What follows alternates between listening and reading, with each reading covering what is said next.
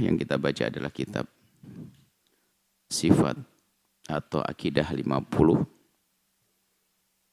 Ini adalah hal-hal yang harus kita ketahui. Harapan kami semua adalah betul-betul telah mematangkan keimanannya.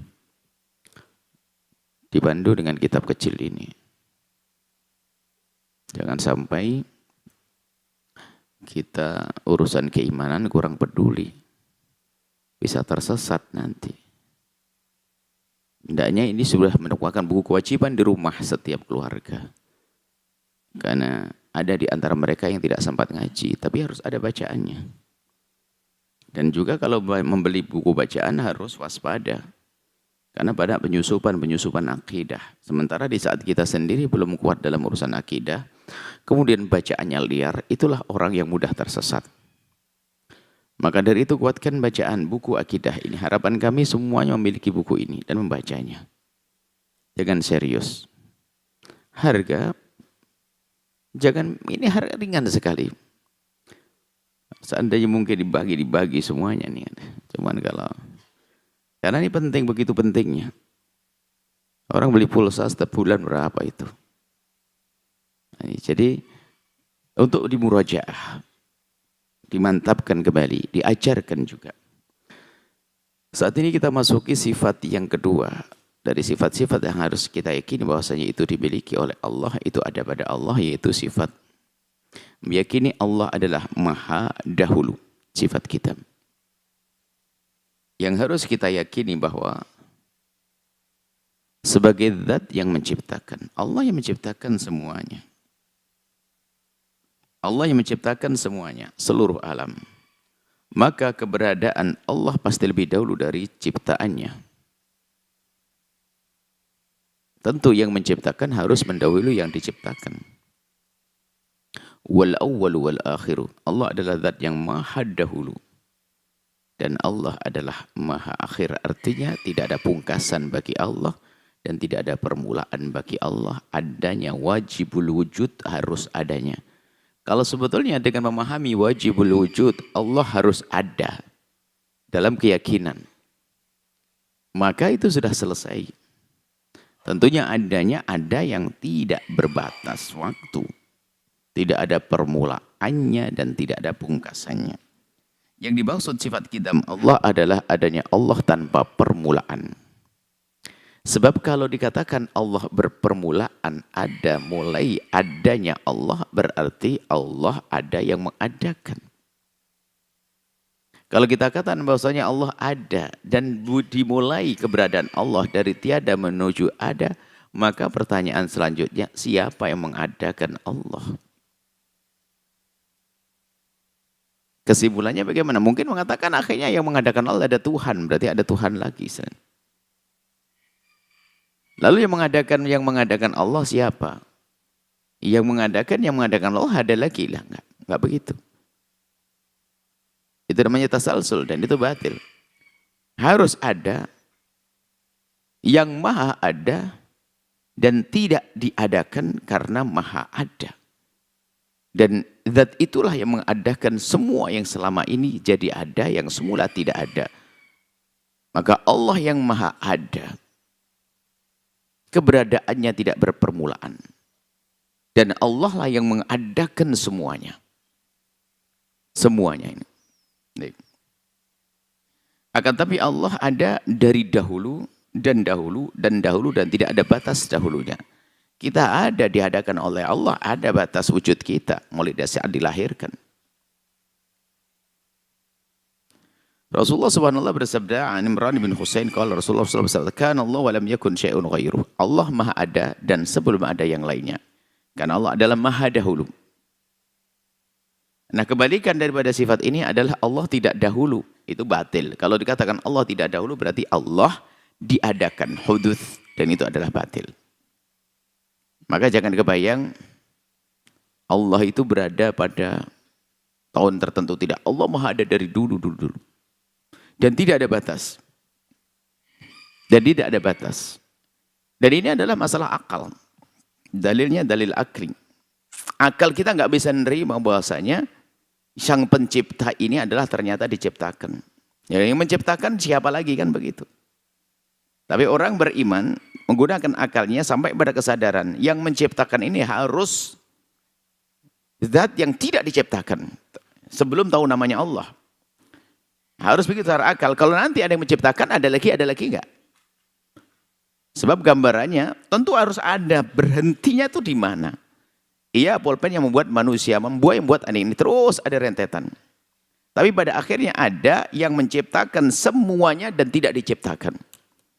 Jadi akal itu bisa paham dengan itu semuanya.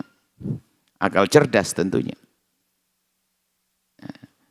Maka dalam pembahasan akidah yang dijelaskan tentang tasalsul, bahwasanya Allah diciptakan oleh Allah lagi, Tuhan lagi itu mustahil. Atau daur. Daur itu adalah Allah ada yang menciptakan. Tapi yang menciptakan juga ada yang menciptakan. Tapi bukan berarti tasalsul ke atas sampai tidak berbatas, tidak. Akan tapi ini adalah juga salah. Daur itu begini. Ada Tuhan A, ada Tuhan B, ada Tuhan C. Ini Tuhan palsu maksudnya, berandai-andai. Jadi bahasanya daur itu Tuhan A itu diciptakan Tuhan B. Dan Tuhan B diciptakan Tuhan C. Dan Tuhan C diciptakan Tuhan B. Tuhan A. Tuhan A, B, C. Tuhan A diciptakan Tuhan B. Tuhan B diciptakan oleh Tuhan C. Tuhan C diciptakan Tuhan A. Itu namanya daur. Itu juga mustahil, akal nggak bisa nerima. Sebab Tuhan A diciptakan oleh Tuhan B. Maka A dengan B pasti duluan B dong. A dengan B duluan B. Tuhan B diciptakan Tuhan C, maka C lebih dulu daripada B. Karena C yang menciptakan B. Berarti kalau begini C itu adalah sebelum B. B sebelum A. Tiba-tiba ternyata siapa yang menciptakan C? Yang menciptakan C adalah A. Loh. A ini adalah berikut. Kenapa? C menciptakan B, B menciptakan A.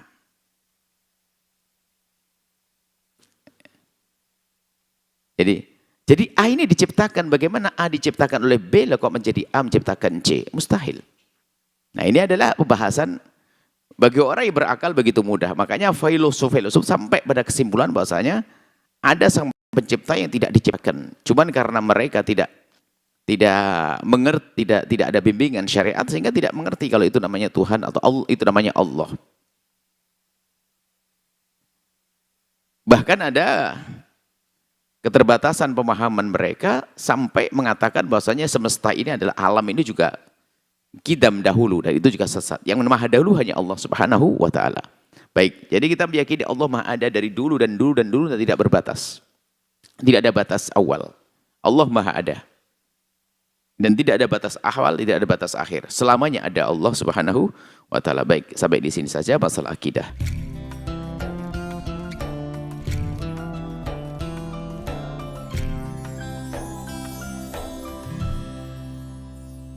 Sahabat Al-Bahjah TV, setelah menyaksikan video ini, jangan lupa bersolawat kepada baginda Nabi Muhammad. Shollu ala Nabi Muhammad. Allahumma sholli alaihi wa ala alihi wa sahbihi.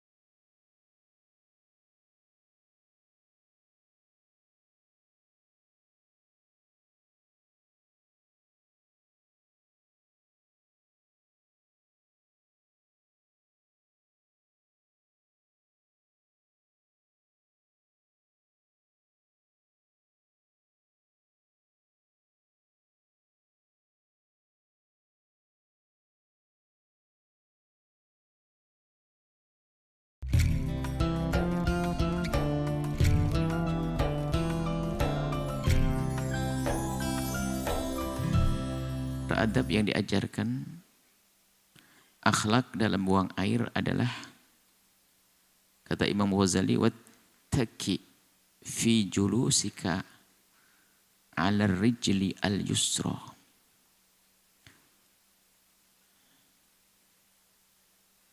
Jongkoklah engkau dengan menduduki kaki kirimu. Jadi dalam buang air itu dianjurkan untuk kita jongkok dengan menduduki kaki kiri. Dan ini berlaku tentunya dalam kloset-kloset normal. Kloset jongkok.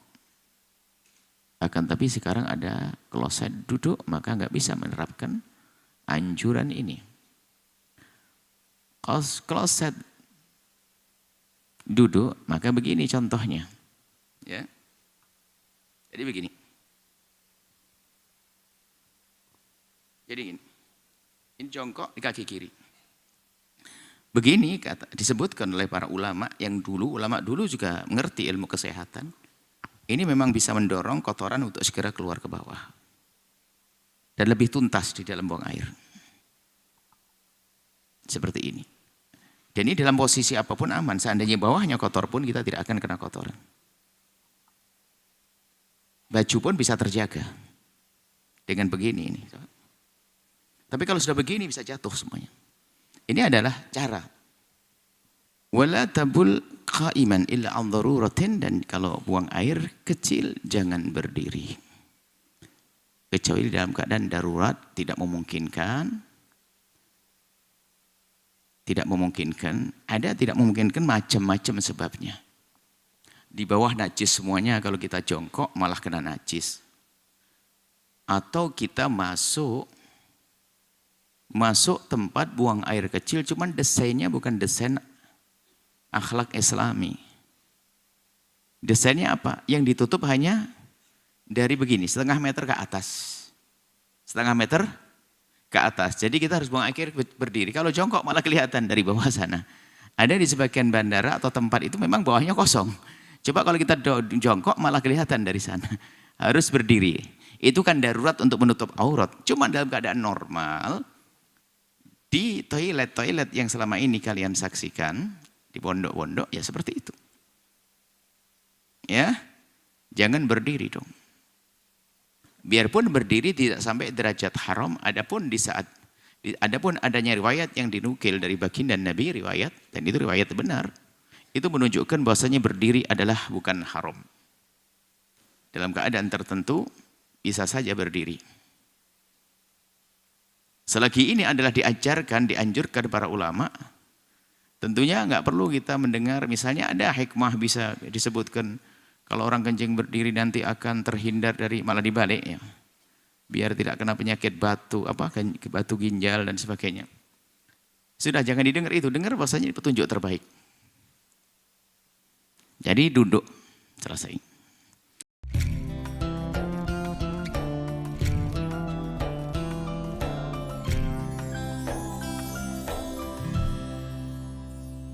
Sahabat Al-Bahjah TV, setelah menyaksikan video ini, jangan lupa bersolawat kepada baginda Nabi Muhammad. Shollu ala Nabi Muhammad. Allahumma sholli alaihi wa ala alihi wa sahbihi.